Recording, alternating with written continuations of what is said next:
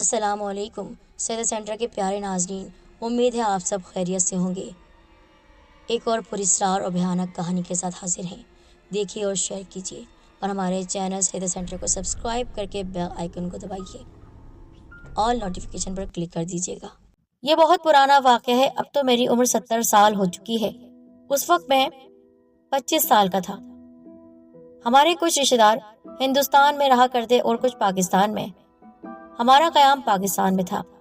ایک بار مجھے اپنے چاچا اور چاچی کی بہت یاد آئی، جو میرے والد صاحب سے بہت قریب تھے، اور یہ یاد کچھ اس طرح آئی کہ والد صاحب کا انتقال ہوا۔ ان کا انتقال ہوا تو سوچا ان کے بھائی سے ہی مل لوں۔ اس وقت پاکستان اور انڈیا میں آمد و رفت ہوتی رہتی تھی، تو میں ان دونوں سے ملنے دہلی چلا گیا۔ لیکن دہلی کے ایک بہت ہی چھوٹے سے گاؤں میں ان کا قیام تھا۔ وہ اس لیے تھا کہ چاچا جان کا ٹرانسفر ہوتا رہتا تھا اور اسی سلسلے میں وہ اس گاؤں میں قیام پذیر تھے۔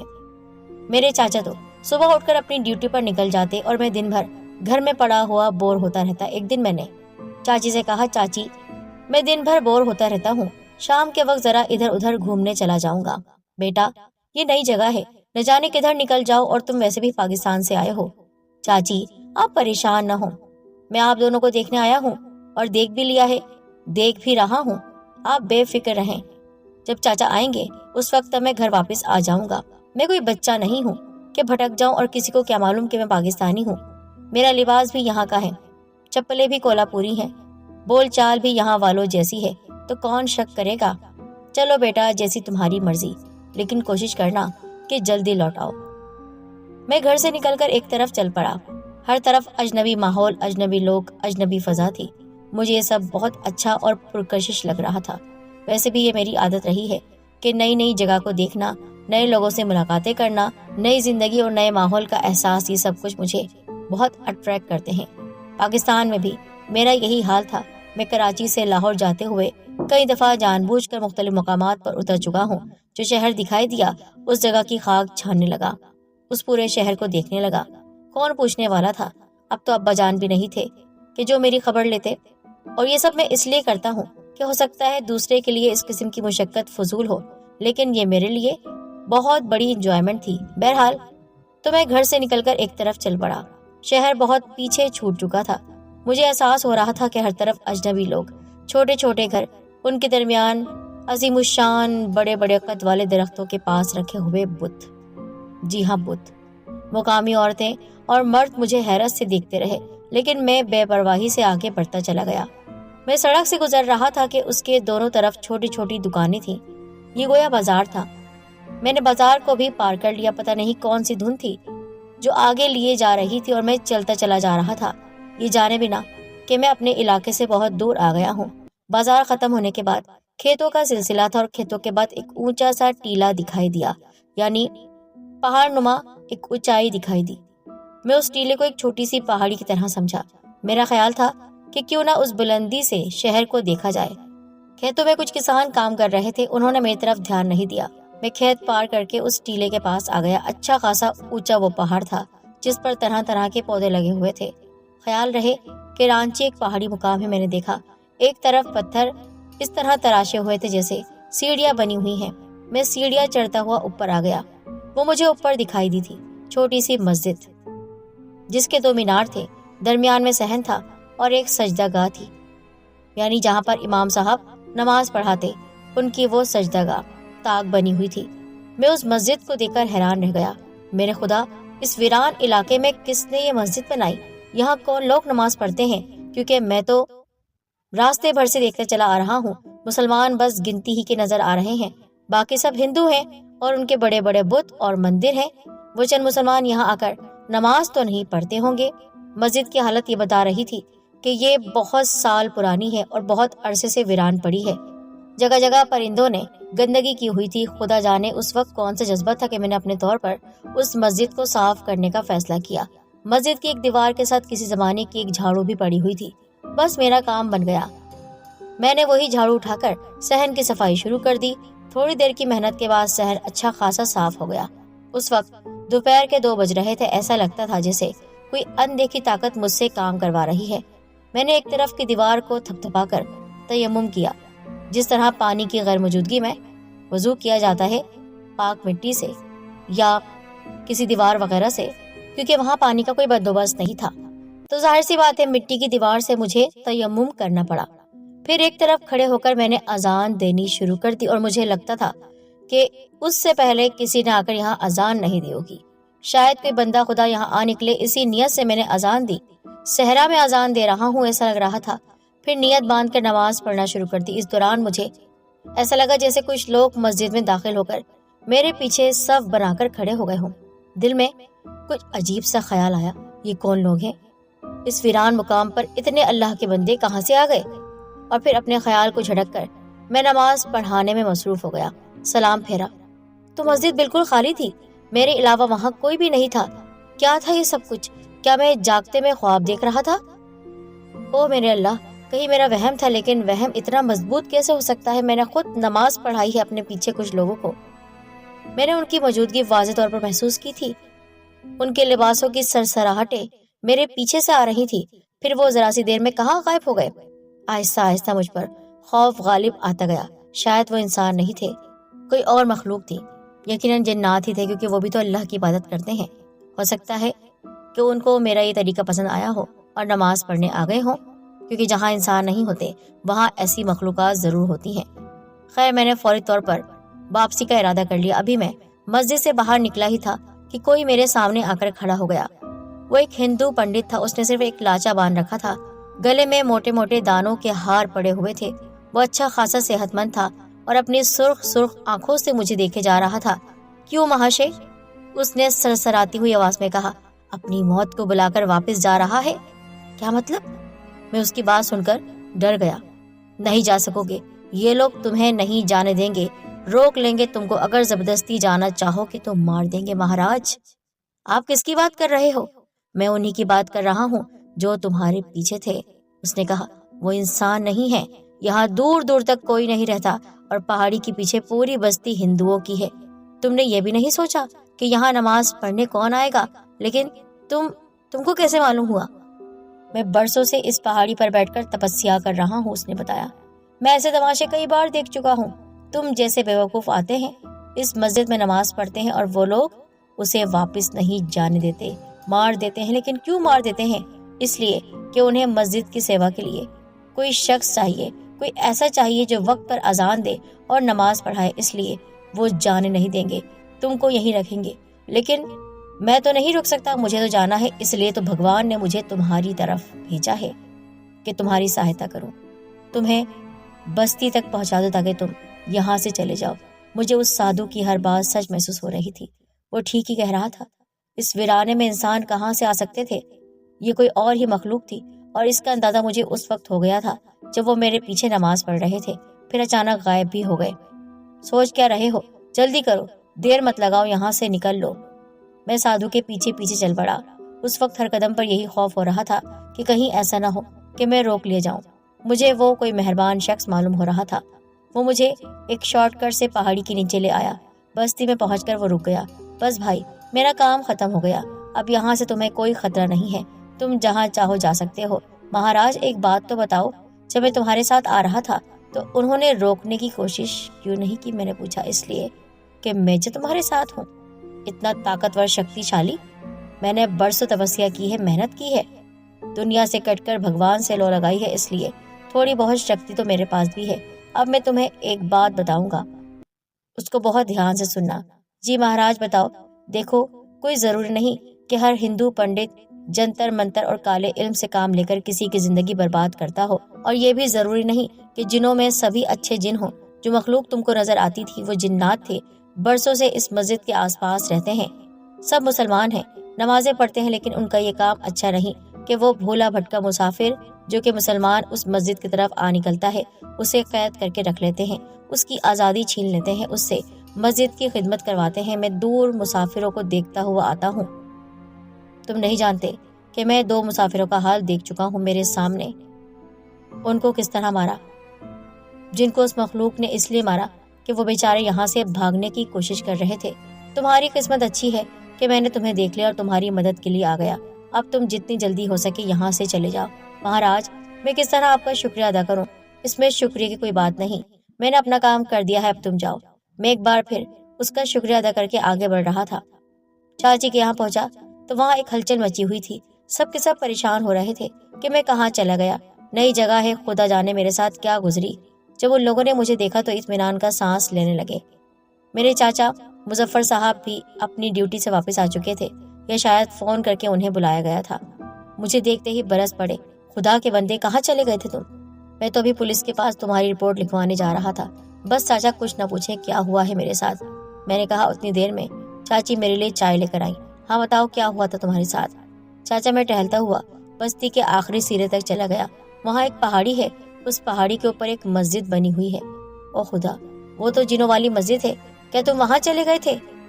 کہہ دو کہ یہ غلط ہے، تم کسی اور مسجد میں گئے تھے جہاں پر اور بھی نمازی نماز پڑھ رہے ہوں گے۔ انسان نہیں، میں تو اسی جگہ گیا تھا، ویران مسجد، لگ رہا تھا ہزاروں سالوں سے بالکل ویران پڑی ہے، کوئی مسلمان وہاں نہیں جاتا۔ اور یہی نہیں ہوا، نہ صرف میں وہاں پہنچ گیا تھا بلکہ میں نے اس مسجد کی خدمت بھی کی ہے۔ پھر میں نے ان لوگوں کو سارا واقعہ سنا دیا، کس طرح میں نے اذان دی، کس طرح بہت سے لوگ میرے پیچھے آ کر نماز پڑھنے لگے اور کس طرح وہ غائب ہو گئے۔ پھر ایک سادھو مہاراج مل گیا، اس نے پھر کیا کیا باتیں کی، مجھے بستی تک کیسے پہنچایا کہ میں واپس چلا آیا۔ خدا کا شکر ادا کرو کہ تم بچ کر آ گئے۔ چاچا نے کہا میں نے یہ سن رکھا ہے کہ بہت پہلے بھی 2-3 آدمی اوپر گئے تھے لیکن ان کی واپسی نہیں ہوئی۔ ایسا کیا؟ بیٹے تم پاکستان سے آئے ہوئے ہو، مہمان ہو ہمارے، اگر اللہ نہ کرے تمہیں کچھ ہو جاتا تو ہم کیا کرتے، کس کو کیا جواب دیتے؟ بہرحال آئندہ سے احتیاط کرنا، تم نہیں جانتے کہ یہاں کتنی پرانی جگہ ہیں اور وہاں کیا کیا ہوتا ہے۔ جی چاچا میں اب احتیاط کروں گا۔ چاچی نے میرے لیے بستر کر دیا تھا، بستر پر گرتے ہی نیند آ گئی، طرح طرح کے خواب دیکھتا رہا۔ کبھی میں کسی ریگستان میں ہوں اور اچانک چاروں طرف سے اذانوں کی آوازیں آنے لگتی ہیں، اور کبھی کسی مندر میں داخل ہو رہا ہوں۔ آنکھ اس وقت کھلی جب چاچی کی آواز سنائی دی، وہ مجھے اٹھا رہی تھی۔ میں جلدی سے اٹھ کر بیٹھ گیا۔ چاچی کچھ پریشان دکھائی دے رہی تھی۔ میں نے کہا کیا ہوا؟ خیریت تو ہے نا بیٹا؟ کوئی آدمی تم سے ملنا چاہتا ہے۔ مجھ سے؟ لیکن مجھے یہاں کون جانتا ہے؟ پتہ نہیں بیٹا، تمہارے چاچا بھی اس وقت گھر پر نہیں ہے ورنہ وہ خود ہی بات کر لیتے، میں انہیں نہیں جانتی۔ میں دروازے پر آیا تو ایک نورانی صورت شخص میرے انتظار میں کھڑا تھا۔ وہ ایک مسلمان تھا، اس نے مقامی رواج کے مطابق ایک سفید لونگی باندھ رکھی تھی، اوپر ایک سفید کرتا تھا۔ جی محترم فرمائے، میں نے آپ کو پہچانا نہیں، میں تو تمہارے پیچھے تھا، تم مجھے کیسے دیکھ سکتے تھے؟ اس نے مسکراتے ہوئے کہا۔ کیا مطلب؟ میں نے حیران ہو کر اس کی طرف دیکھا۔ میں آپ کی بات نہیں سمجھا، کہاں پیچھے تھے آپ؟ جہاں تم نے نماز ادا کی تھی۔ اور اس وقت مجھے کچھ خوف سا محسوس ہوا، ایک برف سی لہر میری ہڈیوں میں اترنے لگی۔ اس نے میری حالت دیکھتے ہوئے کہا، شاید تم کو اندازہ ہو گیا ہے میں کون ہوں۔ جی، مجھ سے کچھ بولا نہیں جا رہا تھا۔ گھبراؤ نہیں، میں تمہیں نقصان پہنچانے نہیں آیا۔ وہ دھیرے سے بولے، تمہارا شکریہ ادا کرنے آیا ہوں کہ صدیوں بعد کسی انسان نے اس مسجد میں اذان دی ہے، نماز پڑھی ہے۔ بہت پہلے ایک مسلمان اس مسجد کی طرف آیا تھا لیکن اس ہندو نے اسے بہکا کر واپس بھیج دیا۔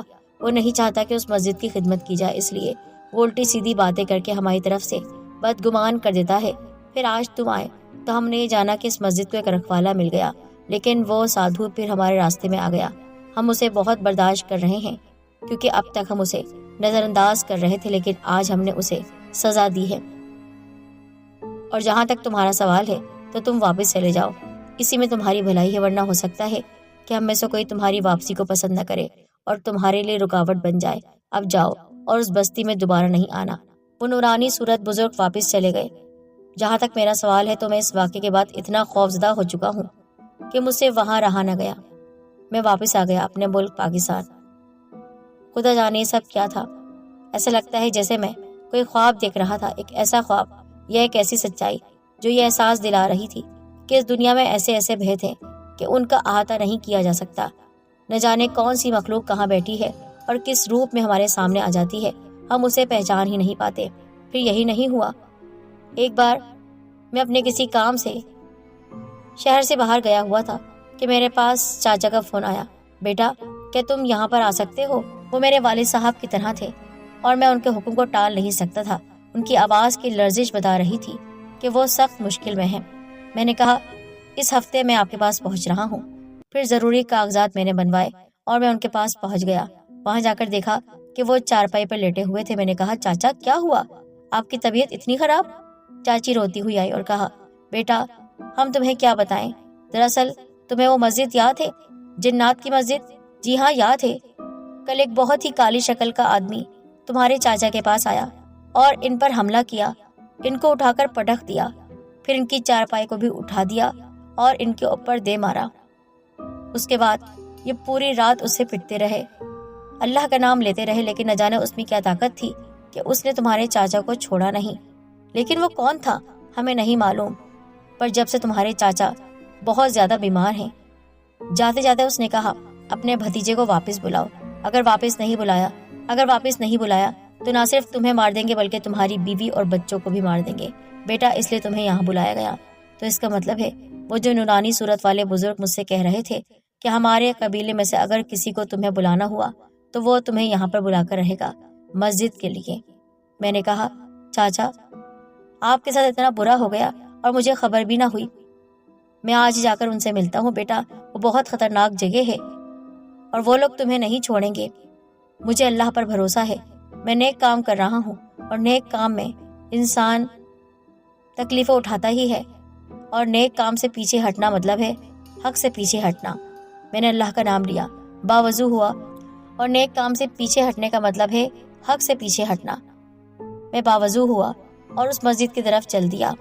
جیسے جیسے مسجد کی طرف بڑھ رہا تھا مجھے ایسا لگ رہا تھا کوئی مجھے اپنے ہاتھوں میں اٹھائے ہوئے ہوا میں اڑا رہا ہے، اور مجھے ایسا ہی لگا کہ میں اڑتا ہوا اس مسجد کے پاس پہنچا ہوں، اس پہاڑی پر اترا ہوں۔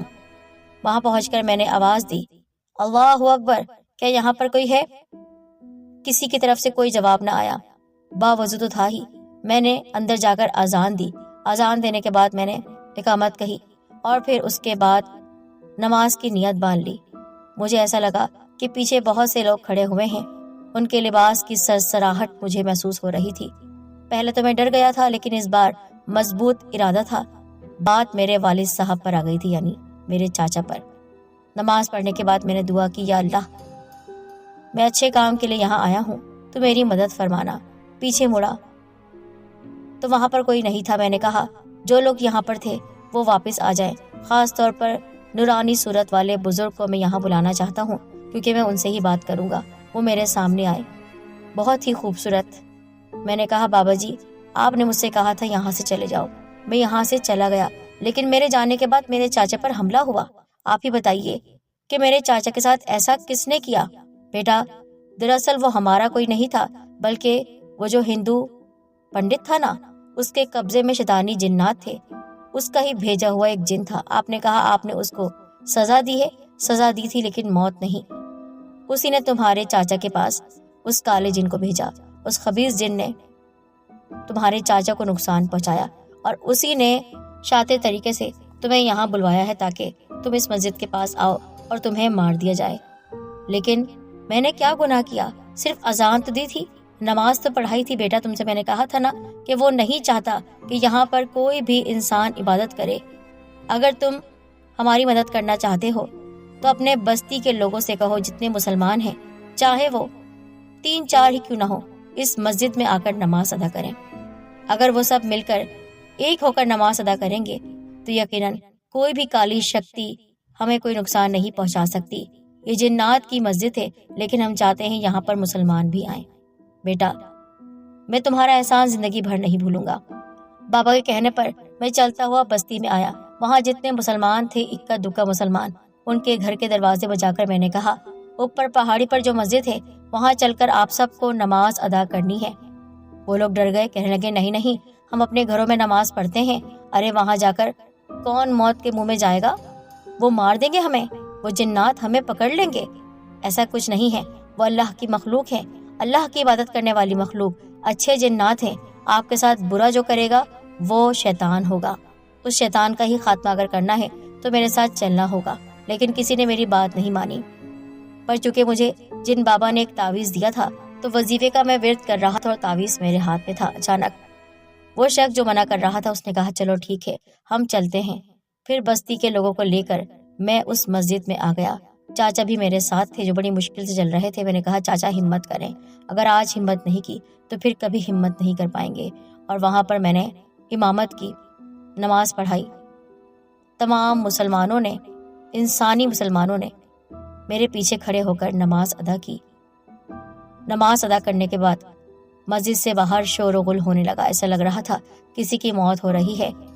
آسمان پر کالے پرندے اڑ رہے تھے، کوے چیلے اڑ اڑ کر ہم سب کو نقصان پہنچانا چاہتے تھے، لیکن انہی جنات نے جن کا خوف ان بستی والوں پر مسلط کیا ہوا تھا، اس ہندو پنڈت اور اس کے شیطانی جنات نے، انہی جنات نے ہماری حفاظت کی۔ انہی نیک جنات کی وجہ سے ہم سب بچ گئے۔ وہ مسجد جو صدیوں سے ویران پڑی تھی آج وہ آباد تھی، اس کو پھر صاف ستھرا کیا گیا۔ میں تو اپنے وطن آ گیا، لیکن اس کے بعد اس جگہ کی ذمہ داری اور وہاں کا انتظام میرے چاچا نے سنبھال لیا۔